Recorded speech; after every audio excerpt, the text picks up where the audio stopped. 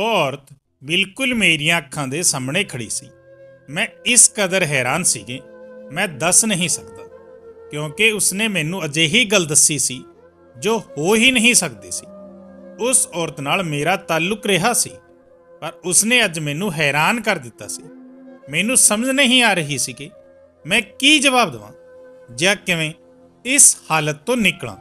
ਮੈਂ ਉੱਥੋਂ ਚਲਾ ਗਿਆ, ਪਰ ਜਦੋਂ ਆਪਣੇ ਘਰ ਪੜਿਆ ਤਾਂ ਸਾਹਮਣੇ ਦਾ ਮੰਜ਼ਰ ਵੇਖ ਕੇ ਹੈਰਾਨ ਰਹਿ ਗਿਆ, ਕਿਉਂਕਿ ਜਿਨ੍ਹਾਂ ਹਾਲਾਤਾਂ ਤੋਂ ਮੈਂ ਭੱਜ ਕੇ ਆਇਆ ਸੀ ਉਹ ਉੱਥੇ ਵੀ ਮੌਜੂਦ ਸਨ। ਮੇਰਾ ਨਾਂ ਸੋਨੂ ਹੈ। ਮੈਂ ਆਪਣੀ ਮਾਂ ਦਾ ਇਕਲੌਤਾ ਪੁੱਤਰ ਸੀ। ਸ਼ਕਲ ਸੂਰਤ ਦਾ ਬਹੁਤ ਹੀ ਜ਼ਿਆਦਾ ਖੂਬਸੂਰਤ ਸੀ।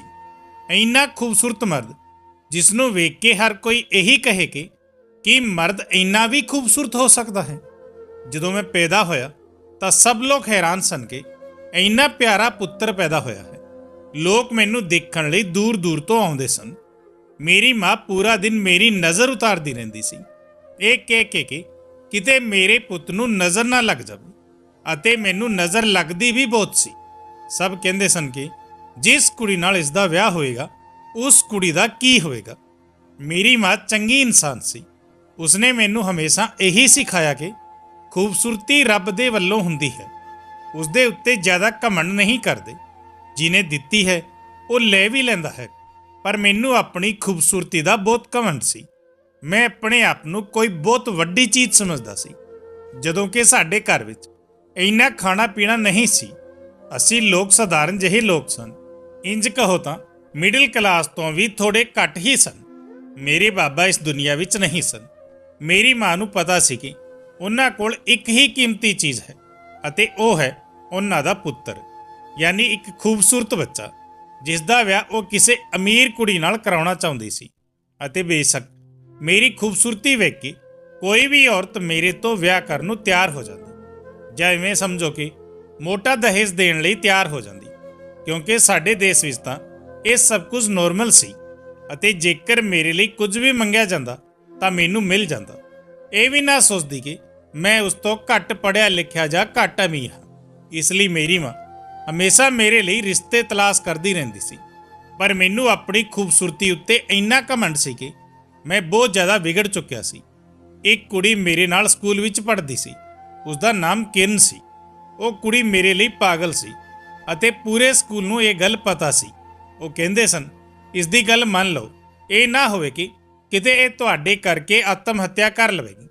ਉਹ ਜਦੋਂ ਮੇਰੇ ਤੋਂ ਗੱਲ ਕਰਨ ਦੀ ਕੋਸ਼ਿਸ਼ ਕਰਦੀ, ਮੇਰੇ ਨਾਲ ਬੈਠਣ ਦੀ ਕੋਸ਼ਿਸ਼ ਕਰਦੀ, ਮੈਨੂੰ ਲੈਟਰ ਲਿਖਦੀ, ਮੇਰੇ ਪਿੱਛੇ ਪਿੱਛੇ ਰਹਿੰਦੀ ਸੀ। ਮੈਨੂੰ ਉਸ ਦੀ ਤੜਪ ਬਹੁਤ ਚੰਗੀ ਲੱਗਦੀ ਸੀ। ਮੈਨੂੰ ਅਜਿਹਾ ਲੱਗਦਾ ਸੀ ਕਿ ਮੈਂ ਕੋਈ ਵੱਡੀ ਖਾਸੀ ਚੀਜ਼ ਹਾਂ। ਮੈਂ ਕੋਈ ਹੀਰੋ ਹਾਂ ਜਿਸ ਦੇ ਪਿੱਛੇ ਕੁੜੀਆਂ ਪਾਗਲ ਹਨ। ਉਹ ਸਭ ਕੁੜੀਆਂ ਦੇ ਸਾਹਮਣੇ ਮੇਰੀ ਤਾਰੀਫ ਕਰਦੀ ਸੀ, ਕਹਿੰਦੀ ਸੀ ਕਿ ਮੈਨੂੰ ਤਾਂ ਸੋਨੂ ਨਾਲ ਹੀ ਵਿਆਹ ਕਰਨਾ ਹੈ ਅਤੇ ਉਸੇ ਦੇ ਨਾਲ ਆਪਣੀ ਜ਼ਿੰਦਗੀ ਗੁਜ਼ਾਰਨੀ ਹੈ। ਇੱਕ ਦਿਨ ਤਾਂ ਉਹ ਕਿਸੇ ਕੁੜੀ ਨਾਲ ਮੇਰੇ ਕਰਕੇ ਲੜ ਰਹੀ ਸੀ ਕਿ ਤੂੰ ਕੌਣ ਹੁੰਦੀ ਹੈ ਉਸ ਦੇ ਬਾਰੇ ਵਿੱਚ ਗੱਲ ਕਰਨ ਵਾਲੀ। ਉਹ ਮੇਰਾ ਹੈ ਅਤੇ ਮੈਂ ਉਸ ਨੂੰ ਆਪਣਾ ਬਣਾ ਕੇ ਹੀ ਰਹੂੰ। ਜਦੋਂ ਤੁਸੀਂ ਕੁੜੀਆਂ ਨੂੰ ਆਪਣੇ ਲਈ ਆਪਸ ਵਿੱਚ ਲੜਦੇ ਝਗੜਦੇ ਹੋਏ ਵੇਖਦੇ ਹੋ ਤਾਂ ਤੁਹਾਨੂੰ ਬਹੁਤ ਅਜੀਬ ਜਿਹਾ ਲੱਗਦਾ ਹੈ, ਖੁਸ਼ੀ ਹੁੰਦੀ ਹੈ, ਬਹੁਤ ਚੰਗਾ ਲੱਗਦਾ ਹੈ। ਮੇਰੀ ਮਾਂ ਚੰਗੀ ਜਗ੍ਹਾ ਮੇਰਾ ਰਿਸ਼ਤਾ ਕਰਵਾ ਕੇ ਪੈਸੇ ਤਾਂ ਕਮਾਉਣਾ ਚਾਹੁੰਦੀ ਸੀ, ਪਰ ਉਸਨੇ ਮੈਨੂੰ ਕਦੇ ਬੁਰਾ ਆਦਮੀ ਬਣਨ ਨੂੰ ਨਹੀਂ ਕਿਹਾ। ਫਿਰ ਸ਼ਾਇਦ ਇਹ ਮੇਰੀ ਸੁੰਦਰਤਾ ਹੀ ਸੀ ਜਿਸ ਦੀ ਵਜ੍ਹਾ ਕਰਕੇ ਮੈਂ ਇੱਕ ਬੁਰਾ ਆਦਮੀ ਬਣ ਹੀ ਗਿਆ। ਮੈਨੂੰ ਪਤਾ ਹੀ ਨਹੀਂ ਚੱਲਿਆ ਕਿ ਕਦੋਂ ਸਾਰੇ ਭੇੜੇ ਕੰਮ ਮੇਰੇ ਨਾਲ ਜੁੜ ਗਏ ਅਤੇ ਮੇਰੀ ਪਰਸਨੈਲਿਟੀ ਦਾ ਹਿੱਸਾ ਬਣ ਗਏ।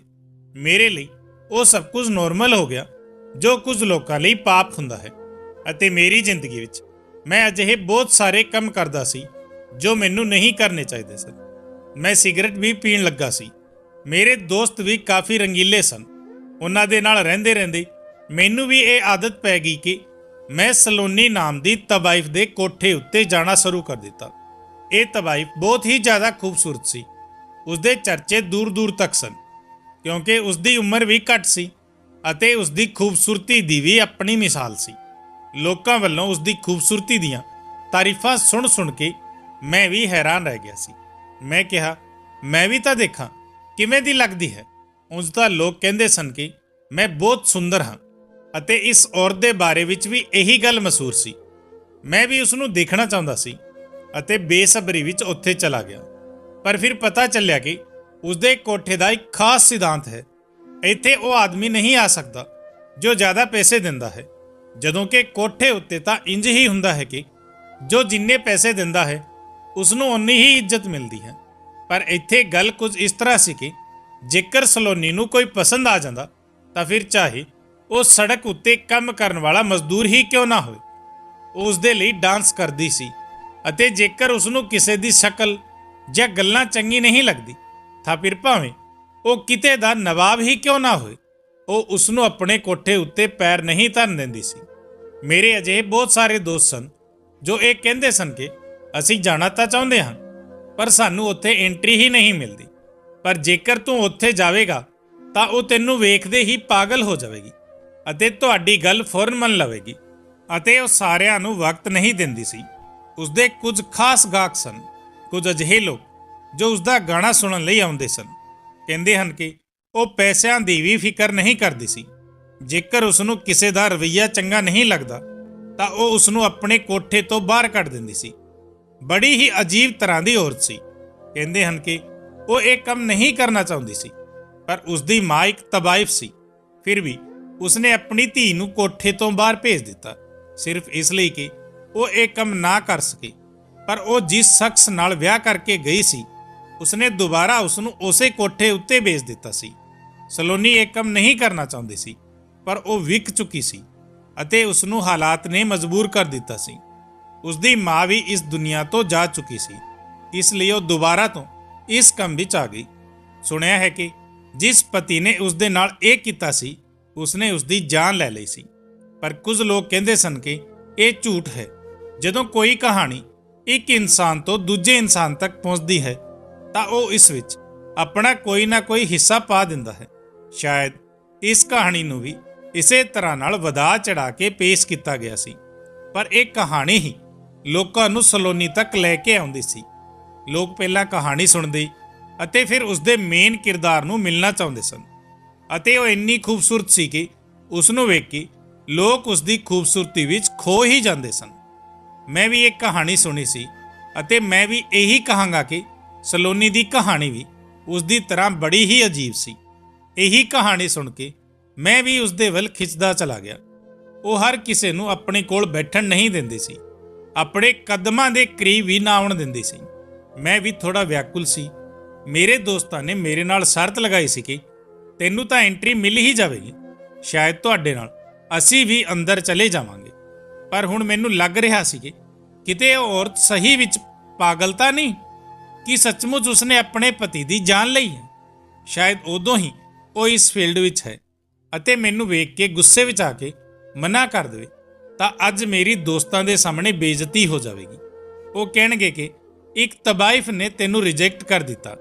ਰਾਤ ਵੀ ਸੀ ਅਤੇ ਮੈਂ ਵਿਆਕੁਲ ਵੀ ਸੀ। ਅਜਿਹੀ ਔਰਤ ਜੋ ਆਪਣੇ ਆਪ ਨੂੰ ਬਾਜ਼ਾਰ ਵਿੱਚ ਰੱਖ ਕੇ ਬੈਠੀ ਹੈ, ਤੁਸੀਂ ਉਸ ਨੂੰ ਖਰੀਦ ਸਕਦੇ ਹੋ, ਪਰ ਜੇਕਰ ਉਸਨੇ ਆਪਣੀ ਮਰਜ਼ੀ ਨਾਲ ਖਰੀਦਦਾਰ ਬਿਠਾ ਲਿਆ ਤਾਂ ਮਾਮਲਾ ਉਲਟਾ ਹੋ ਜਾਂਦਾ ਹੈ। ਪਰ ਮੈਂ ਭੁੱਲ ਗਿਆ ਸੀ ਕਿ ਮੇਰੇ ਨੰਬਰ ਵੀ ਘੱਟ ਨਹੀਂ ਸਨ, ਮੇਰੇ ਨੰਬਰ ਬਿਲਕੁਲ ਪੂਰੇ ਸਨ। ਉਸਨੇ ਇੱਕ ਨਜ਼ਰ ਮੈਨੂੰ ਦੇਖਿਆ ਤਾਂ ਮੈਨੂੰ ਲੱਗਿਆ ਕਿ ਕਿਸੇ ਸੋਚ ਵਿੱਚ ਪੈ ਗਈ ਹੈ, ਪਰ ਫਿਰ ਮੇਰੀ ਗੱਲ ਤਾਂ ਹੋਰ ਸੀ। ਉਹ ਵੀ ਮੇਰੀ دیਵਾਨੀ ਹੋ ਗਈ ਅਤੇ ਮੈਂ ਹਰ ਰਾਤ ਉਸਦੇ ਕੋਠੇ ਉੱਤੇ ਹੀ ਗੁਜ਼ਾਰਨਾ ਸ਼ੁਰੂ ਕਰ ਦਿੱਤਾ।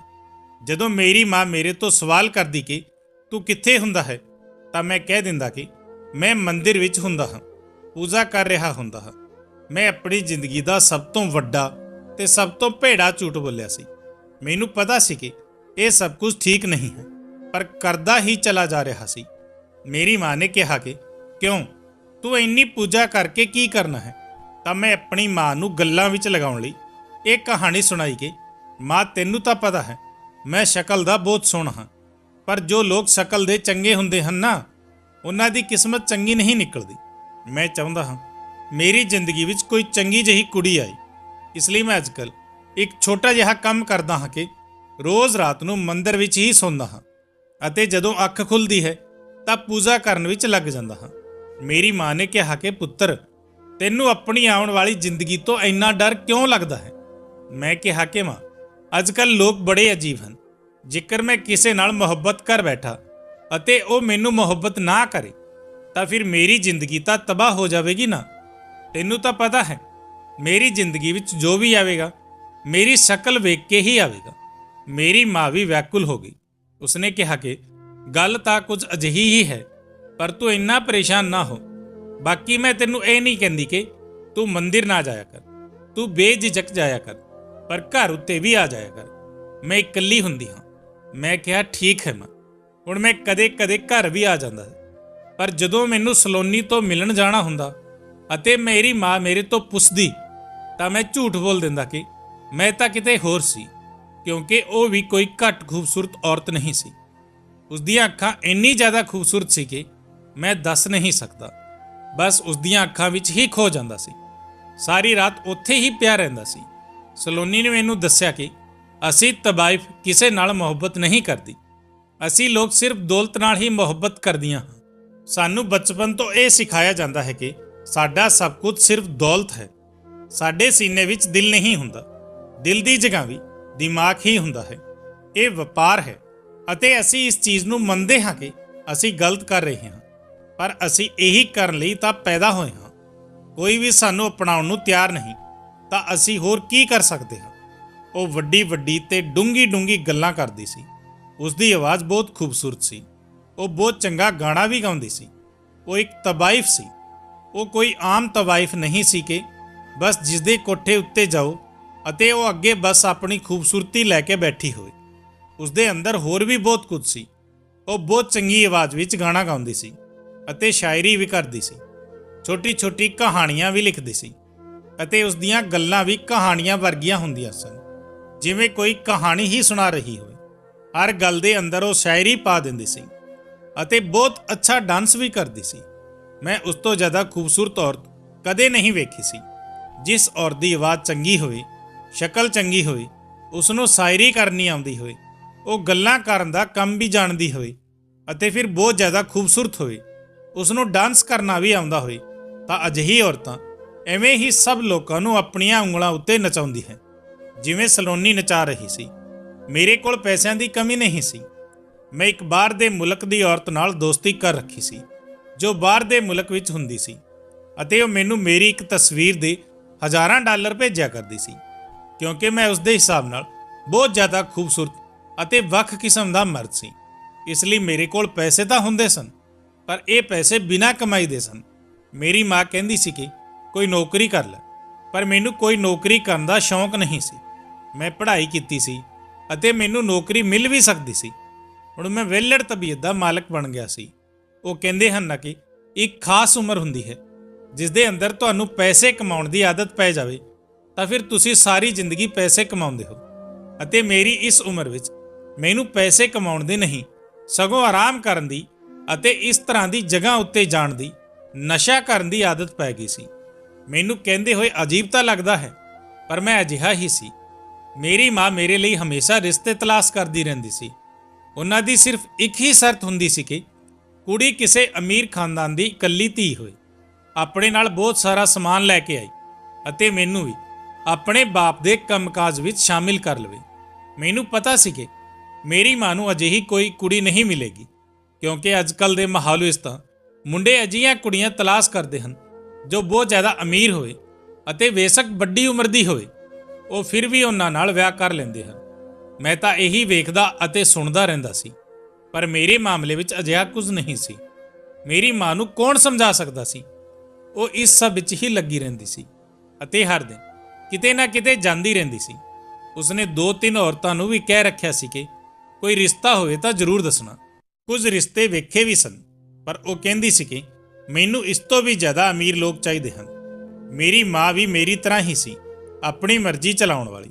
ਮੇਰੀ ਇੱਕ ਵੱਡੀ ਭੈਣ ਵੀ ਸੀ, ਪਰ ਅਸੀਂ ਉਸ ਦਾ ਵਿਆਹ ਕਰ ਦਿੱਤਾ ਸੀ। ਉਹ ਦੂਜੇ ਸ਼ਹਿਰ ਵਿੱਚ ਆਪਣੇ ਪਤੀ ਦੇ ਨਾਲ ਰਹਿੰਦੀ ਸੀ।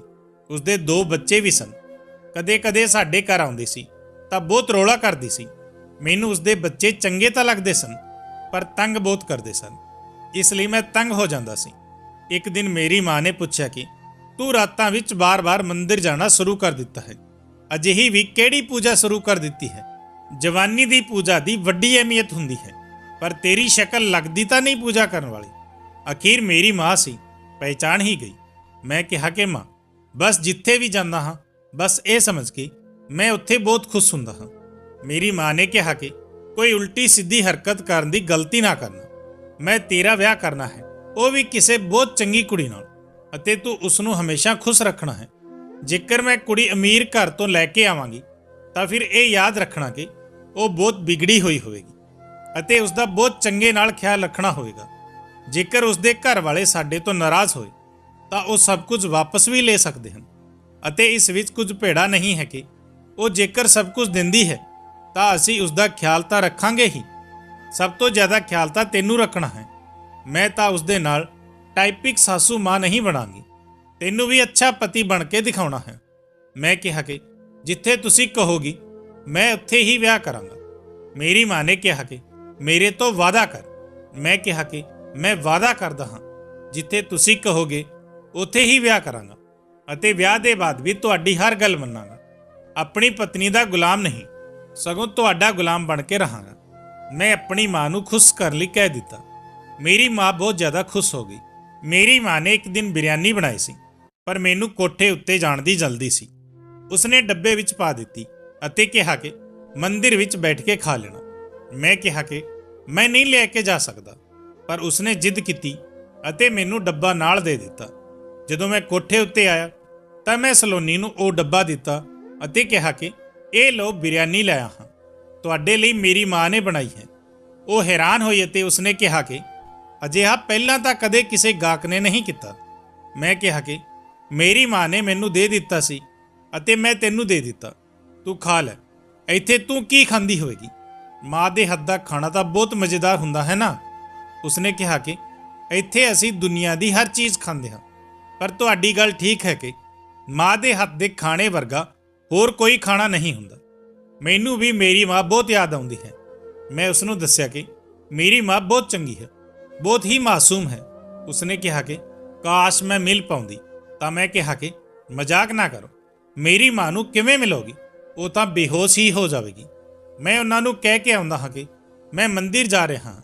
ਇਸ ਗੱਲ ਉੱਤੇ ਸਲੋਨੀ ਮੁਸਕਰਾਈ ਨਹੀਂ। ਉਸਨੇ ਕਿਹਾ ਕਿ ਤੂੰ ਇਹ ਬਹੁਤ ਗਲਤ ਕਰਦਾ ਹੈ। ਮੈਂ ਕਿਹਾ ਕਿ ਮੈਨੂੰ ਪਤਾ ਹੈ, ਪਰ ਮੇਰਾ ਬਸ ਨਹੀਂ ਚੱਲਦਾ। ਮੇਰੀ ਜਵਾਨੀ ਦੇ ਦਿਨ ਹਨ, ਅਤੇ ਜਵਾਨੀ ਵਿੱਚ ਸਾਰੇ ਲੋਕ ਅਜਿਹੇ ਹੀ ਹੁੰਦੇ ਹਨ। ਜਦੋਂ ਬੁਢਾਪਾ ਹੁੰਦਾ ਹੈ ਤਾਂ ਸਾਰਿਆਂ ਨੂੰ ਰੱਬ ਯਾਦ ਆ ਜਾਂਦਾ ਹੈ। ਮੈਨੂੰ ਵੀ ਯਾਦ ਆ ਜਾਵੇਗਾ। ਮੇਰੀ ਜ਼ਿੰਦਗੀ ਦੇ ਦਿਨ ਇਸੇ ਤਰ੍ਹਾਂ ਗੁਜ਼ਰਦੇ ਰਹੇ ਸਨ। ਮੈਂ ਖੁਸ਼ ਸੀ, ਖਾਂਦਾ ਪੀਂਦਾ ਸੀ, ਮੈਨੂੰ ਕਿਸੇ ਚੀਜ਼ ਦਾ ਕੋਈ ਮਸਲਾ ਨਹੀਂ ਸੀ, ਅਤੇ ਮੈਂ ਚਾਹੁੰਦਾ ਸੀ ਕਿ ਮੇਰੀ ਜ਼ਿੰਦਗੀ ਅੱਗੇ ਵੀ ਇਸੇ ਤਰ੍ਹਾਂ ਗੁਜ਼ਰੇ। ਮੈਨੂੰ ਸਲੋਨੀ ਨਾਲ ਮੁਹੱਬਤ ਨਹੀਂ ਹੋਈ ਸੀ, ਮੈਂ ਉਸ ਤੋਂ ਮੁਹੱਬਤ ਕਰਨ ਆਇਆ ਵੀ ਨਹੀਂ ਸੀ, ਪਰ ਅਸੀਂ ਲੋਕ ਇਸੇ ਤਰ੍ਹਾਂ ਰਹਿੰਦੇ ਸਨ ਕਿ ਸਾਨੂੰ ਇੱਕ ਦੂਜੇ ਨਾਲ ਮੁਹੱਬਤ ਹੈ। ਇੱਕ ਦੂਜੇ ਨਾਲ ਗੱਲ ਕਰਨਾ, ਇੱਕ ਦੂਜੇ ਨੂੰ ਯਾਦ ਕਰਨਾ। ਉਹ ਮੈਨੂੰ ਸ਼ਾਇਰੀ ਸੁਣਾਉਂਦੀ ਸੀ ਜਿਸ ਦੀ ਮੈਨੂੰ ਸਮਝ ਨਹੀਂ ਆਉਂਦੀ ਸੀ, ਤਾਂ ਉਹ ਫਿਰ ਮੈਨੂੰ ਨਾਲ ਨਾਲ ਸਮਝਾਉਂਦੀ ਵੀ ਸੀ। ਕਦੇ ਕਦੇ ਇਹ ਵੀ ਕਹਿੰਦੀ ਸੀ ਕਿ ਮੁਹੱਬਤ ਵੱਡੇ ਨਸੀਬਾਂ ਵਾਲਿਆਂ ਨੂੰ ਮਿਲਦੀ ਹੈ। ਮੈਂ ਕਿਹਾ ਕਿ ਹਾਂ, ਤੁਹਾਡੇ ਲੋਕਾਂ ਦੇ ਨਸੀਬ ਵਿੱਚ ਮੁਹੱਬਤ ਨਹੀਂ, ਪਰ ਤੁਸੀਂ ਲੋਕ ਐਕਟਿੰਗ ਤਾਂ ਬਹੁਤ ਚੰਗੀ ਕਰਦੇ ਹੋ। ਤਾਂ ਕਹਿਣ ਲੱਗੀ ਕਿ ਹਾਂ, ਐਕਟਿੰਗ ਦੇ ਹੀ ਤਾਂ ਪੈਸੇ ਮਿਲਦੇ ਹਨ ਨਾ, ਮੁਹੱਬਤ ਵਿੱਚ ਤਾਂ ਪੈਸੇ ਨਹੀਂ ਮਿਲਦੇ, ਉਸ ਵਿੱਚ ਤਾਂ ਸਿਰਫ ਦੁੱਖ ਮਿਲਦਾ ਹੈ। ਮੈਨੂੰ ਉਸ ਦੀਆਂ ਗੱਲਾਂ ਕਦੇ ਕਦੇ ਬਹੁਤ ਅਜੀਬ ਲੱਗਦੀ ਸੀ, ਪਰ ਮੈਨੂੰ ਗੱਲਾਂ ਨਾਲ ਕੋਈ ਮਤਲਬ ਨਹੀਂ ਸੀ। ਮੇਰੀ ਚੰਗੀ ਕੱਟ ਰਹੀ ਸੀ, ਮੈਂ ਖੁਸ਼ ਸੀ। ਇੱਕ ਦਫਾ ਇੱਕ ਬਾਬੇ ਨੂੰ ਵੇਖਿਆ ਜੋ ਹੱਥ ਦੇਖ ਰਿਹਾ ਸੀ। ਮੈਂ ਉਸ ਨੂੰ ਆਪਣਾ ਹੱਥ ਦਿਖਾਇਆ ਅਤੇ ਕਿਹਾ ਕਿ ਇਹ ਦੱਸੋ ਕਿ ਮੇਰੀ ਜ਼ਿੰਦਗੀ ਵਿੱਚ ਕਿੰਨੇ ਮਜ਼ੇ ਲਿਖੇ ਹਨ, ਕਿ ਮੈਂ ਸਾਰੀ ਜ਼ਿੰਦਗੀ ਇਸੇ ਤਰ੍ਹਾਂ ਅਯਾਸ਼ੀ ਕਰਦਾ ਰਹਾਂਗਾ। ਉਸਨੇ ਮੇਰਾ ਹੱਥ ਵੇਖਿਆ ਅਤੇ 2 ਪਲ ਨੂੰ ਕਿਤੇ ਖੋ ਗਿਆ। ਫਿਰ ਉਸਨੇ ਮੇਰਾ ਹੱਥ ਆਪਣੇ ਹੱਥ ਤੋਂ ਦੂਰ ਕਰ ਦਿੱਤਾ ਅਤੇ ਕਹਿਣ ਲੱਗਾ ਕਿ ਤੂੰ ਇੱਕ ਬਦਨਸੀਬ ਆਦਮੀ ਹੈ, ਚਲੇ ਜਾਓ ਇੱਥੋਂ। ਮੈਂ ਕਿਹਾ ਕਿ ਕੀ ਮਤਲਬ, ਕੀ ਫਜ਼ੂਲ ਦੀ ਗੱਲ ਕਰ ਰਹੇ ਹੋ? ਤੂੰ ਕਿਸ ਤਰ੍ਹਾਂ ਦੀ ਗੱਲ ਕਰ ਰਿਹਾ ਹੈ? ਉਸਨੇ ਕਿਹਾ ਕਿ ਹਾਂ, ਤੂੰ ਬਹੁਤ ਬਦਨਸੀਬ ਆਦਮੀ ਹੈ, ਨਿਕਲ ਜਾਓ ਇੱਥੋਂ। ਮੈਂ ਉਸਨੂੰ ਉਸਦੇ ਪੈਸੇ ਦੇਣੇ ਚਾਹੇ, ਪਰ ਉਸਨੇ ਪੈਸੇ ਲੈਣ ਤੋਂ ਵੀ ਮਨਾ ਕਰ ਦਿੱਤਾ। ਮੈਂ ਕਾਫੀ ਵਿਆਕੁਲ ਸੀ, ਪਰ ਫਿਰ ਸੋਚਿਆ ਕਿ ਇਹ ਲੋਕ ਤਾਂ ਆਪਣੀ ਦੁਕਾਨਦਾਰੀ ਚਲਾਉਣ ਲਈ ਕੁਝ ਵੀ ਕਹਿੰਦੇ ਹਨ। ਲੱਗਦਾ ਹੈ ਇਸੇ ਤਰ੍ਹਾਂ ਹੀ ਉਸਨੇ ਕੁਝ ਵੀ ਬੋਲ ਦਿੱਤਾ, ਕਿਉਂਕਿ ਉਸਦਾ ਮੂਡ ਖਰਾਬ ਸੀ। ਮੈਂ ਦੁਬਾਰਾ ਇਸ ਬਾਰੇ ਵਿੱਚ ਨਹੀਂ ਸੋਚਿਆ। ਸਲੋਨੀ ਦੇ ਕੋਲ ਬੈਠਾ ਸੀ। ਕਮਰੇ ਵਿੱਚ ਹਲਕਾ ਹਲਕਾ ਮਿਊਜ਼ਿਕ ਲੱਗਿਆ ਹੋਇਆ ਸੀ। ਮੈਂ ਉਸ ਨੂੰ ਵੇਖ ਰਿਹਾ ਸੀ। ਉਹ ਸਹੀ ਵਿੱਚ ਬਹੁਤ ਖੂਬਸੂਰਤ ਲੱਗ ਰਹੀ ਸੀ। ਉਸਨੇ ਮੈਨੂੰ ਕਿਹਾ ਸੀ ਕਿ ਉਸ ਨੂੰ ਕੋਈ ਜ਼ਰੂਰੀ ਗੱਲ ਕਰਨੀ ਹੈ, ਇਸ ਲਈ ਮੈਂ ਠੀਕ ਨਾਲ ਬੈਠਾ। ਮੈਂ ਪੁੱਛਿਆ, ਕੀ ਜ਼ਰੂਰੀ ਗੱਲ ਹੈ? ਉਸਨੇ ਕਿਹਾ ਕਿ ਵੇਖੋ, ਇਹ ਬੜੀ ਅਜੀਬ ਗੱਲ ਹੈ। ਅਜਿਹਾ ਪਹਿਲਾਂ ਕਦੇ ਨਹੀਂ ਹੋਇਆ ਹੈ, ਪਰ ਮੈਂ ਤੈਨੂੰ ਜ਼ਰੂਰ ਦੱਸਣਾ ਚਾਹੁੰਦੀ ਹਾਂ। ਤੂੰ ਚੰਗਾ ਇਨਸਾਨ ਹੈ। ਮੈਨੂੰ ਲੱਗਾ ਕਿ ਤੂੰ ਮੇਰੀ ਗੱਲ ਸਮਝੇਗਾ। ਮੈਂ ਕਿਹਾ ਕਿ ਕੀ ਗੱਲ ਹੈ? ਕੀ ਜ਼ਿਆਦਾ ਪੈਸੇ ਚਾਹੀਦੇ ਹਨ? ਤੈਨੂੰ ਜੇਕਰ ਜ਼ਿਆਦਾ ਪੈਸੇ ਚਾਹੀਦੇ ਹਨ ਤਾਂ ਇੰਤਜ਼ਾਰ ਕਰਨਾ ਹੋਵੇਗਾ। ਹੁਣੇ ਮੇਰੇ ਕੋਲ ਪੈਸੇ ਨਹੀਂ ਹਨ, 1 ਹਫ਼ਤੇ ਬਾਅਦ ਆਉਣਗੇ। ਉਸਨੇ ਕਿਹਾ ਕਿ ਗੱਲ ਪੈਸਿਆਂ ਦੀ ਨਹੀਂ ਹੈ। ਮੈਂ ਕਿਹਾ ਕਿ ਫਿਰ ਕੀ ਗੱਲ ਹੈ? ਉਸਨੇ ਕਿਹਾ ਕਿ ਬਹੁਤ ਜ਼ਰੂਰੀ ਗੱਲ ਹੈ, ਤੁਹਾਡੀ ਅਤੇ ਮੇਰੀ ਅਤੇ ਕਿਸੇ ਹੋਰ ਦੀ ਵੀ। ਮੈਨੂੰ ਉਸਦੀ ਗੱਲ ਸਮਝ ਨਹੀਂ ਆ ਰਹੀ ਸੀ। ਮੈਂ ਕਿਹਾ ਕਿ ਕੀ ਮਤਲਬ? ਕਿਸ ਦੀ? ਸਾਫ਼-ਸਾਫ਼ ਕਹਿ ਦੇ, ਕੀ ਹੋ ਗਿਆ ਹੈ ਤੈਨੂੰ? ਕਿਉਂ ਪਤਨੀਆਂ ਦੀ ਤਰ੍ਹਾਂ ਪਹੇਲੀਆਂ ਬੁਝਾ ਰਹੀ ਹੈ? ਉਸਨੇ ਮੈਨੂੰ ਅਜੀਬ ਨਜ਼ਰਾਂ ਨਾਲ ਦੇਖਿਆ ਅਤੇ ਫਿਰ ਕਿਹਾ ਕਿ ਮੇਰੀ ਕੁੱਖ ਵਿੱਚ ਤੁਹਾਡਾ ਬੱਚਾ ਹੈ। ਮੈਂ ਤੁਹਾਡੇ ਬੱਚੇ ਦੀ ਮਾਂ ਬਣਨ ਵਾਲੀ ਹਾਂ। ਮੈਂ 2 ਪਲ ਖਾਮੋਸ਼ ਰਿਹਾ ਅਤੇ ਫਿਰ ਹੱਸਣ ਲੱਗਾ।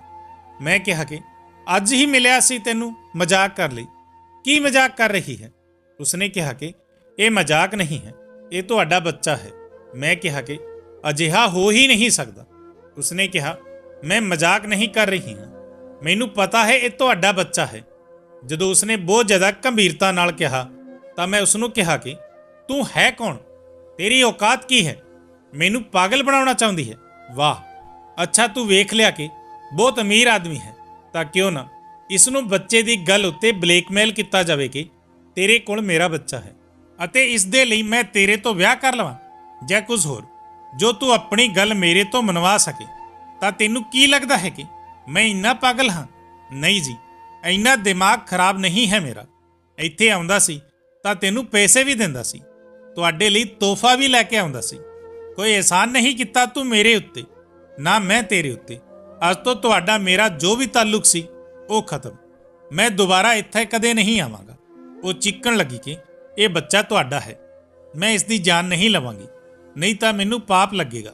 ਤੂੰ ਦੱਸ ਕੇ ਇਸ ਦਾ ਕੀ ਕਰਨਾ ਹੈ? ਮੈਂ ਕਿਹਾ ਕਿ ਇਹ ਮੇਰਾ ਬੱਚਾ ਨਹੀਂ ਹੈ, ਇਸ ਦਾ ਜੋ ਵੀ ਕਰਨਾ ਹੈ ਕਰ।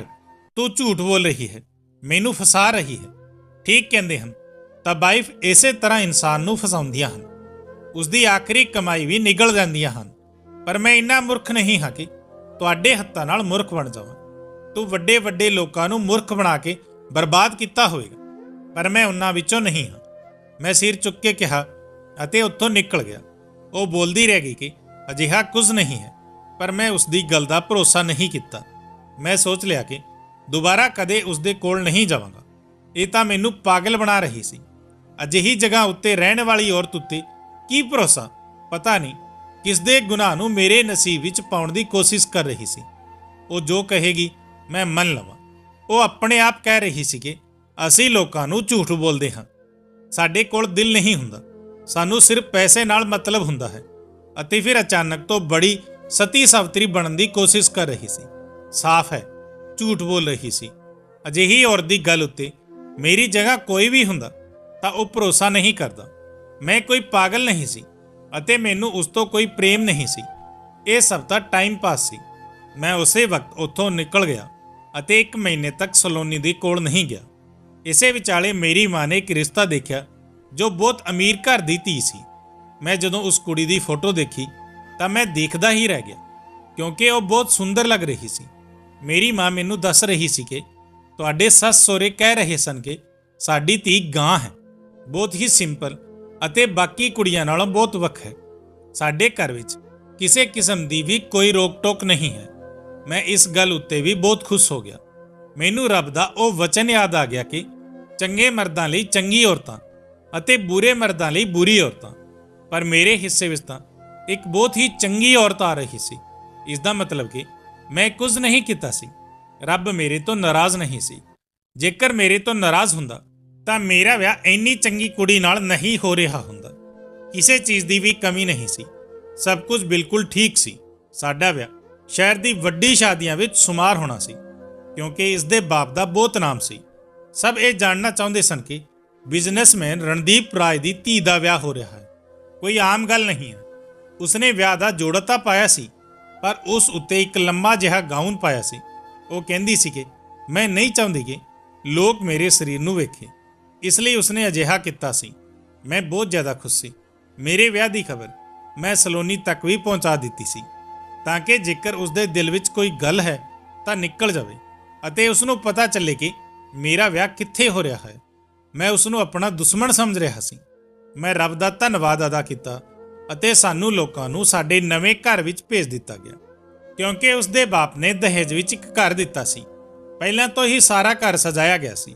ਮੈਂ ਤਾਂ ਇਸ ਕਾਬਿਲ ਵੀ ਨਹੀਂ ਸੀ ਕਿ ਇਸ ਘਰ ਦੀ ਇੱਕ ਵੀ ਚੀਜ਼ ਅਫੋਰਡ ਕਰ ਸਕਾਂ। ਘਰ ਵਿੱਚ ਕੀ ਕੁਝ ਨਹੀਂ ਸੀ। ਦੱਸਣ ਵੇੜਦਾ ਤਾਂ ਸ਼ਾਇਦ ਰਾਤ ਹੋ ਜਾਂਦੀ। ਇੰਨੀ ਸਾਰੀ ਚੀਜ਼ਾਂ ਸੀ।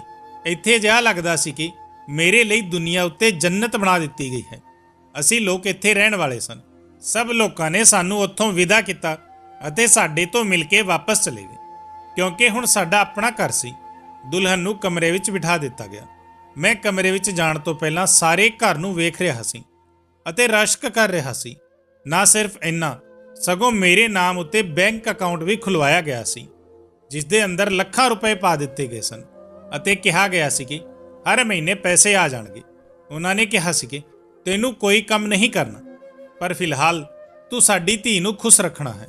ਅਸੀਂ ਚਾਹੁੰਦੇ ਹਾਂ ਕਿ ਸਾਡੀ ਧੀ ਖੁਸ਼ ਰਹੇ, ਉਸਦੇ ਚਿਹਰੇ ਉੱਤੇ ਮੁਸਕਾਨ ਰਹੇ।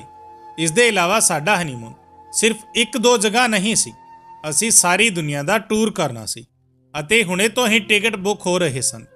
ਮੈਂ ਆਪਣੀ ਪਤਨੀ ਦੀ ਮੂੰਹ ਵਿਖਾਈ ਲਈ ਜੋ ਤੋਹਫਾ ਲਿਆ ਸੀ, ਉਸਦੇ ਲਈ ਵੀ ਪੈਸੇ ਮੈਨੂੰ ਮੇਰੇ ਸਹੁਰੇ ਨੇ ਦਿੱਤੇ ਸਨ, ਪਰ ਕਿਹਾ ਸੀ ਕਿ ਆਪਣੀ ਪਤਨੀ ਨੂੰ ਨਾ ਦੱਸਣਾ। ਉਹ ਤਾਂ ਹੁਣੇ ਤੋਂ ਹੀ ਮੇਰੀ ਇੱਜ਼ਤ ਰੱਖ ਰਹੇ ਸਨ। ਮੈਂ ਕਮਰੇ ਵਿੱਚ ਦਾਖਲ ਹੋਇਆ ਅਤੇ ਮੈਂ ਤੋਹਫਾ ਉਸਦੇ ਕੋਲ ਰੱਖ ਦਿੱਤਾ। ਉਹ ਘੁੰਡ ਕਰਕੇ ਬੈਠੀ ਸੀ। ਮੈਂ ਉਸ ਨੂੰ ਤੋਹਫਾ ਦਿੱਤਾ ਅਤੇ ਉਸਦਾ ਘੁੰਡ ਚੁੱਕਿਆ, ਪਰ ਜਿਵੇਂ ਹੀ ਮੇਰੀ ਨਜ਼ਰ ਉਸ ਉੱਤੇ ਪਈ, ਮੈਂ ਹੈਰਾਨ ਰਹਿ ਗਿਆ। ਉਸਦਾ ਢਿੱਡ ਬਾਹਰ ਨਿਕਲਿਆ ਹੋਇਆ ਸੀ। ਅਜਿਹਾ ਲੱਗਦਾ ਸੀ ਕਿ ਜਿਵੇਂ 5 ਮਹੀਨੇ ਦੀ ਪ੍ਰੈਗਨੈਂਟ ਹੋਵੇ। ਮੈਂ ਕਿਹਾ ਕਿ ਕੀ ਤੂੰ ਮਾਂ ਬਣਨ ਵਾਲੀ ਹੈ? ਤਾਂ ਉਹ ਹੈਰਾਨ ਰਹਿ ਗਈ।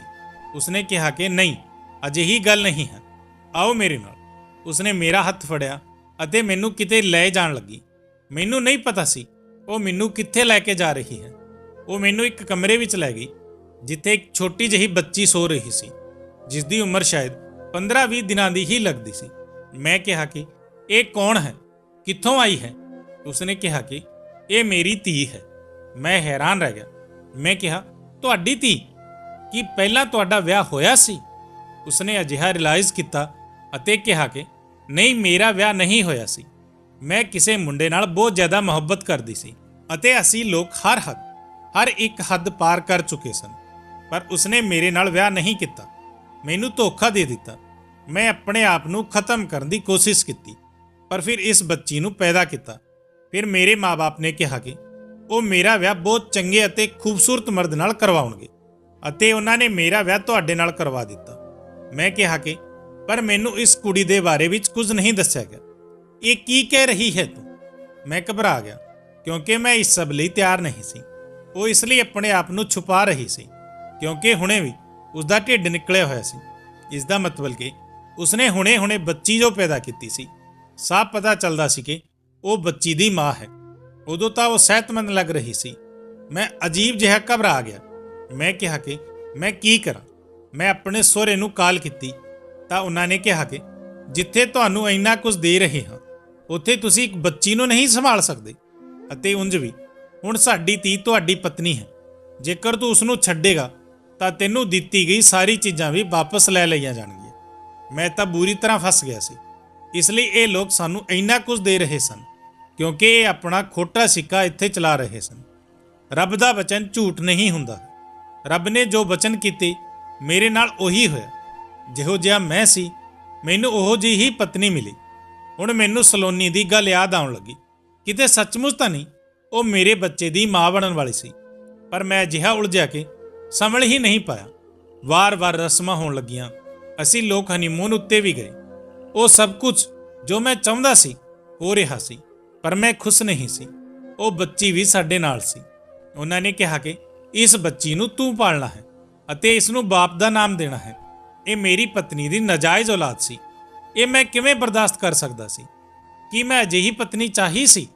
ਮੇਰੀ ਮਾਂ ਵੀ ਖਾਮੋਸ਼ ਹੋ ਗਈ ਕਿਉਂਕਿ ਮੇਰੀ ਮਾਂ ਨੇ ਹੀ ਮੈਨੂੰ ਇੱਥੇ ਫਸਾਇਆ ਸੀ। ਮੇਰੀ ਮਾਂ ਨੇ ਸਿਰਫ ਦੌਲਤ ਵੇਖੀ ਸੀ, ਪਰ ਇਹ ਨਹੀਂ ਦੇਖਿਆ ਕਿ ਕੁੜੀ ਦਾ ਕਿਰਦਾਰ ਕੀ ਹੈ। ਮੇਰੇ ਦਿਮਾਗ ਵਿੱਚ ਉਲਟੇ ਸਿੱਧੇ ਖਿਆਲ ਆਉਂਦੇ ਰਹਿੰਦੇ ਸਨ। ਆਪਣੀ ਪਤਨੀ ਨੂੰ ਵੇਖਦਾ ਸੀ ਤਾਂ ਗੁੱਸਾ ਆਉਂਦਾ ਸੀ। ਉਹ ਮੇਰੇ ਉੱਤੇ ਹੁਕਮ ਚਲਾਉਂਦੀ ਸੀ। ਉਸਦੇ ਮਾਂ-ਬਾਪ ਵੀ ਮੇਰੇ ਉੱਤੇ ਹੁਕਮ ਚਲਾਉਂਦੇ ਸਨ, ਜਿਵੇਂ ਉਹਨਾਂ ਨੇ ਮੈਨੂੰ ਖਰੀਦ ਲਿਆ ਸੀ। ਉਸਦੇ ਬਾਪ ਨੇ ਤਾਂ ਇੱਕ ਦਫਾ ਕਹਿ ਵੀ ਦਿੱਤਾ ਕਿ ਇੰਨਾ ਸਭ ਕੁਝ ਤੁਹਾਡੇ ਲਈ ਕੀਤਾ ਹੈ, ਤੂੰ ਸਾਡੀ ਗੱਲ ਨਹੀਂ ਮੰਨ ਸਕਦਾ। ਮੇਰੀ ਮਾਂ ਨੇ ਮੈਨੂੰ ਬਹੁਤ ਬੁਰੀ ਜਗ੍ਹਾ ਫਸਾ ਦਿੱਤਾ ਸੀ। ਮੈਨੂੰ ਨਾ ਜਾਣੇ ਕਿਸ ਜੁਰਮ ਦੀ ਸਜ਼ਾ ਮਿਲ ਰਹੀ ਸੀ। ਸਾਡੇ ਵਿਆਹ ਨੂੰ 1 ਸਾਲ ਗੁਜ਼ਰ ਗਿਆ। ਉਦੋਂ ਅਚਾਨਕ ਤੋਂ ਹੀ ਸਲੋਨੀ ਮੇਰੇ ਸੁਪਨੇ ਵਿੱਚ ਆਈ। ਮੈਂ ਉਸ ਨੂੰ ਬਹੁਤ ਬੁਰੀ ਹਾਲਤ ਵਿੱਚ ਦੇਖਿਆ। ਮੈਂ ਉਸ ਤੋਂ ਮਿਲਣ ਲਈ ਚਲਾ ਗਿਆ। ਸੋਚਿਆ ਕਿ ਉਸ ਨੂੰ ਕੁਝ ਪੈਸੇ ਦੇ ਦੇਵਾਂਗਾ, ਪਰ ਜਦੋਂ ਮੈਂ ਉੱਥੇ ਗਿਆ ਤਾਂ ਉਸਨੇ ਮੇਰੇ ਤੋਂ ਮਿਲਣ ਲਈ ਮਨਾ ਕਰ ਦਿੱਤਾ। ਪਰ ਫਿਰ ਮੈਂ ਜਿੱਦ ਕੀਤੀ ਤਾਂ ਉਹ ਮੰਨ ਗਈ, ਪਰ ਉਸਨੇ ਕਿਹਾ ਕਿ ਉਹ ਮੇਰੇ ਤੋਂ ਗੱਲ ਕਰੇਗੀ, ਅਤੇ ਉਹ ਵੀ ਸਿਰਫ 5 ਮਿੰਟ ਲਈ। ਉਹ ਮੇਰੇ ਵੱਲ ਵੇਖ ਵੀ ਨਹੀਂ ਰਹੀ ਸੀ। ਮੈਂ ਕਿਹਾ ਕਿ ਜਿਸ ਔਲਾਦ ਦੇ ਬਾਰੇ ਵਿੱਚ ਤੂੰ ਕਿਹਾ ਸੀ ਉਹ ਕਿੱਥੇ ਹੈ? ਉਸਨੇ ਕਿਹਾ ਕਿ ਤੈਨੂੰ ਇਸ ਤੋਂ ਕੀ ਮਤਲਬ? ਮੈਂ ਕਿਹਾ ਕਿ ਮੈਨੂੰ ਦੱਸ ਦੇ ਉਹ ਕਿੱਥੇ ਹੈ। ਕੀ ਮੇਰੀ ਧੀ ਪੈਦਾ ਹੋਈ ਹੈ? ਅਤੇ ਫਿਰ ਉਹ ਮੇਰੀ ਧੀ ਹੈ ਤਾਂ ਮੈਨੂੰ ਵਾਪਸ ਕਰ ਦੇ। ਮੈਂ ਉਸ ਨੂੰ ਇੱਥੇ ਨਹੀਂ ਛੱਡ ਸਕਦਾ। ਮੈਨੂੰ ਪਹਿਲਾਂ ਹੀ ਮੇਰੇ ਕੀਤੇ ਦੀ ਸਜ਼ਾ ਮਿਲ ਰਹੀ ਹੈ। ਮੈਂ ਬਹੁਤ ਜ਼ਿਆਦਾ ਵਿਆਕੁਲ ਸੀ। ਜੇਕਰ ਮੈਂ ਕਿਸੇ ਦੀ ਨਾਜਾਇਜ਼ ਔਲਾਦ ਨੂੰ ਪਾਲ ਸਕਦਾ ਸੀ ਤਾਂ ਮੈਨੂੰ ਪਤਾ ਸੀ ਕਿ ਉਹ ਮੇਰੀ ਹੀ ਔਲਾਦ ਸੀ। ਹੁਣ ਮੈਨੂੰ ਭਰੋਸਾ ਹੋ ਗਿਆ ਸੀ। ਉਸਨੇ ਕਿਹਾ ਕਿ ਬਹੁਤ ਦੇਰ ਕਰ ਦਿੱਤੀ ਤੂੰ। ਉਹ ਬੱਚੀ ਇਸ ਦੁਨੀਆ ਵਿੱਚ ਆਉਣ ਤੋਂ ਪਹਿਲਾਂ ਹੀ ਚਲੀ ਗਈ। ਤੁਹਾਡੀ ਧੀ ਹੀ ਸੀ, ਪਰ ਮੇਰੀ ਤਬੀਅਤ ਬਹੁਤ ਜ਼ਿਆਦਾ ਖਰਾਬ ਹੋ ਗਈ ਅਤੇ ਅਸੀਂ ਉਸ ਨੂੰ ਬਚਾ ਨਹੀਂ ਸਕੇ। ਮੈਂ ਕਿਹਾ ਤੂੰ ਝੂਠ ਬੋਲ ਰਹੀ ਹੈ, ਮੇਰੀ ਬੱਚੀ ਤੁਹਾਡੇ ਕੋਲ ਹੈ। ਪਰ ਉਸਨੇ ਮੈਨੂੰ ਦੱਸਿਆ ਕਿ ਮੇਰੀ ਬੱਚੀ ਨੂੰ ਕਿੱਥੇ ਦਫਨ ਕੀਤਾ ਗਿਆ ਹੈ। ਉਸਨੇ ਕਿਹਾ ਤੂੰ ਜਾ ਕੇ ਚੈੱਕ ਕਰ ਸਕਦਾ ਹੈ। ਮੈਂ ਬਹੁਤ ਰੋਇਆ। ਸਮਝ ਨਹੀਂ ਆ ਰਿਹਾ ਸੀ ਕਿ ਕੀ ਕਰਾਂ। ਸਲੋਨੀ ਤੋਂ ਮਾਫੀ ਮੰਗੀ। ਉਸਨੇ ਕਿਹਾ ਕਿ ਬਹੁਤ ਲੋਕਾਂ ਨੇ ਦਿਲ ਦੁਖਾਇਆ, ਜਾਂ ਤੈਨੂੰ ਵੀ ਮਾਫ ਕਰ ਦਿੱਤਾ। ਰੱਬ ਦੇ ਸਾਹਮਣੇ ਤੁਹਾਡਾ ਨਾਮ ਤੱਕ ਨਹੀਂ ਲਵਾਂਗੀ। ਮੈਂ ਉੱਥੋਂ ਵਾਪਸ ਆ ਗਿਆ ਅਤੇ ਹੁਣ ਆਪਣੀ ਉਹੀ ਜ਼ਿੰਦਗੀ ਗੁਜ਼ਾਰ ਰਿਹਾ ਹਾਂ। ਮੈਨੂੰ ਪਤਾ ਹੈ ਕਿ ਇਹ ਮੇਰੀ ਸਾਰੀ ਜ਼ਿੰਦਗੀ ਦੀ ਸਜ਼ਾ ਹੈ। ਮੇਰੀ ਕੋਈ ਇੱਜ਼ਤ ਨਹੀਂ ਹੈ। ਮੈਂ ਆਪਣੇ ਸਹੁਰੇ ਦੇ ਵੱਲੋਂ ਉਹਨਾਂ ਦੀ ਧੀ ਲਈ ਖਰੀਦਿਆ ਗਿਆ ਇੱਕ ਖਿਡੌਣਾ ਹਾਂ। ਉਸ ਤੋਂ ਜ਼ਿਆਦਾ ਮੇਰੀ ਕੋਈ ਔਕਾਤ ਨਹੀਂ ਹੈ। ਉਹਨਾਂ ਸਭ ਦਾ ਜਦੋਂ ਦਿਲ ਕਰਦਾ ਹੈ ਉਹ ਮੇਰੀ ਬੇਇੱਜ਼ਤੀ ਕਰ ਦਿੰਦੇ ਹਨ। ਮੇਰੀ ਮਾਂ ਵੀ ਮੈਨੂੰ ਜਦੋਂ ਵੇਖਦੀ ਹੈ ਤਾਂ ਮੈਨੂੰ ਹੀ ਅਜੀਬ ਨਜ਼ਰਾਂ ਨਾਲ ਦੇਖਦੀ ਹੈ। ਉਹ ਕਹਿੰਦੇ ਹਨ ਕਿ ਸਾਡੀ ਧੀ ਨੂੰ ਛੱਡਣ ਦੇ ਬਾਰੇ ਵਿੱਚ ਸੋਚਣਾ ਵੀ ਨਾ। ਜੇਕਰ ਇਸ ਤਰ੍ਹਾਂ ਦੀ ਕੋਈ ਗੱਲ ਕੀਤੀ ਤਾਂ ਸਾਰਾ ਸਮਾਨ ਵਾਪਸ ਨਹੀਂ ਲੈਣਗੇ, ਸਗੋਂ ਤੈਨੂੰ ਇਸ ਦੁਨੀਆ ਤੋਂ ਵੀ ਭੇਜ ਦੇਣਗੇ। ਸਾਡੀ ਧੀ ਦੇ ਨਾਲ ਕੁਝ ਬੁਰਾ ਨਹੀਂ ਕਰ ਸਕਦਾ, ਉਸਦਾ ਦਿਲ ਨਹੀਂ ਦੁਖਾ ਸਕਦਾ। ਅਜਿਹਾ ਲੱਗਦਾ ਹੈ ਕਿ ਇਹ ਜ਼ਿੰਦਗੀ ਮੈਂ ਆਪਣੇ ਲਈ, ਆਪਣੇ ਆਪ ਲਈ ਹੀ ਨਰਕ ਬਣਾ ਲਈ। ਇਸ ਤੋਂ ਤਾਂ ਅੱਛਾ ਸੀ ਕਿ ਮੈਂ ਸਲੋਨੀ ਨਾਲ ਵਿਆਹ ਕਰ ਲੈਂਦਾ ਅਤੇ ਆਪਣੀ ਔਲਾਦ ਨੂੰ ਬੈਠ ਕੇ ਪੜ੍ਹਾ ਲਿਖਾ ਲੈਂਦਾ। ਮੈਂ ਉਸ ਨੂੰ ਝੂਠ ਬੋਲਿਆ ਸੀ। ਮੈਨੂੰ ਪਤਾ ਸੀ ਕਿ ਮੇਰੀ ਹੀ ਔਲਾਦ ਹੈ। ਮਰਦ ਨੂੰ ਪਤਾ ਹੁੰਦਾ ਹੈ, ਪਰ ਉਸ ਵਕਤ ਮੈਂ ਘਬਰਾ ਗਿਆ ਸੀ, ਡਰ ਗਿਆ ਸੀ। ਪਰ ਹੁਣ ਮੇਰੀ ਸਾਰੀ ਜ਼ਿੰਦਗੀ ਹੀ ਅਜਿਹੀ ਗੁਜ਼ਰਨ ਵਾਲੀ ਹੈ ਅਤੇ ਮੈਂ ਚਾਹ ਕੇ ਵੀ ਕੁਝ ਨਹੀਂ ਕਰ ਸਕਦਾ। ਕਦੇ-ਕਦੇ ਬਹੁਤ ਵਿਆਕੁਲ ਹੋ ਜਾਂਦਾ ਹਾਂ। ਸੋਚਦਾ ਹਾਂ ਸਲੋਨੀ ਦੇ ਕੋਲ ਚਲਾ ਜਾਵਾਂ। ਪੈਸਿਆਂ ਦੀ ਕਮੀ ਤਾਂ ਨਹੀਂ ਹੈ, ਪਰ ਹੁਣ ਉਹ ਮੈਨੂੰ ਵੀ ਉੱਥੇ ਨਹੀਂ ਆਉਣ ਦਿੰਦੀ। ਉਹ ਕਹਿੰਦੀ ਹੈ ਕਿ ਤੂੰ ਕੋਲ ਰੱਖ ਆਪਣੇ ਪੈਸੇ। ਮੈਂ ਤੁਹਾਡੀ ਸ਼ਕਲ ਵੀ ਨਹੀਂ ਦੇਖਣਾ ਚਾਹੁੰਦੀ। ਇੱਕ ਉਹੀ ਸੀ ਮੇਰੀ ਜ਼ਿੰਦਗੀ ਵਿੱਚ ਜਿਸ ਦੇ ਕੋਲ ਜਾ ਕੇ ਮੈਂ ਥੋੜ੍ਹਾ ਬਹੁਤ ਖੁਸ਼ ਤਾਂ ਰਹਿੰਦਾ ਸੀ, ਪਰ ਹੁਣ ਉਹ ਮੈਨੂੰ ਇਹ ਮੌਕਾ ਵੀ ਨਹੀਂ ਦਿੰਦੀ। ਤਾਂ ਦੋਸਤੋ, ਹੁਣ ਤੁਸੀਂ ਹੀ ਦੱਸੋ ਕਿ ਮੈਨੂੰ ਹੁਣ ਕੀ ਕਰਨਾ ਚਾਹੀਦਾ ਹੈ। ਕਿ ਮੈਂ ਆਪਣੀ ਪਤਨੀ ਨੂੰ ਤਲਾਕ ਦੇ ਦੇਵਾਂ ਤੇ ਸਲੋਨੀ ਨੂੰ ਕਿਸ ਤਰ੍ਹਾਂ ਮਨਾਵਾਂ ਤਾਂ ਕਿ ਮੇਰੀ ਜ਼ਿੰਦਗੀ ਵੀ ਖੁਸ਼ੀਆਂ ਨਾਲ ਭਰ ਜਾਵੇ। ਆਪਣੇ ਕੀਮਤੀ ਵਿਚਾਰ ਕਮੈਂਟ ਜ਼ਰੂਰ ਕਰਨਾ।